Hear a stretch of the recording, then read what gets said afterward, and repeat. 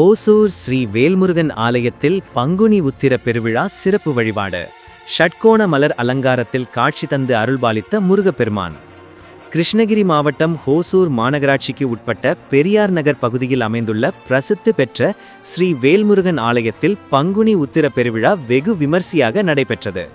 இதில் ஷட்கோண மலர் அலங்காரத்தில் காட்சி தந்து அருள்பாலித்த முருகப்பெருமானை ஏராளமான பக்தர்கள் தரிசித்து வழிபட்டனர். இன்று பங்குனி உத்திர திருவிழா முருகன் திருக்கோயில்களில் கொண்டாடப்பட்டு வருகிறது. அதன்படி ஹோசூர் மாநகராட்சிக்கு உட்பட்ட பெரியார் நகர் பகுதியில் அமைந்துள்ள ஸ்ரீ வேல்முருகன் ஆலயத்தில் பங்குனி உத்திர பெருவிழா வெகு விமர்சையாக கொண்டாடப்பட்டது.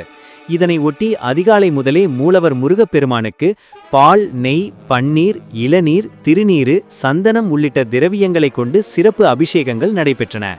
இதனைத் தொடர்ந்து முருகப்பெருமானின் பீஜ மந்திரமான ஓம் சரவணபவ என்பதனை குறிக்கும் விதமாக 6 கோணங்களில் மலர்களால் அலங்கரிக்கப்பட்ட ஷட்கோண மலர் அலங்காரத்தில் முருகப்பெருமான் காட்சி தந்து அருள்பாலித்தார். பின்னர் சுவாமிக்கு சிறப்பு தீப ஆராதனைகள் செய்யப்பட்டன. பங்குனி மாதத்தில் வரும் உத்திர நட்சத்திரத்தில் எம்பெருமான் முருகப்பெருமான் தேவசேனாவை கரம் பிடித்து திருமணம் செய்து கொண்ட வைபவமும் நடைபெற்றது.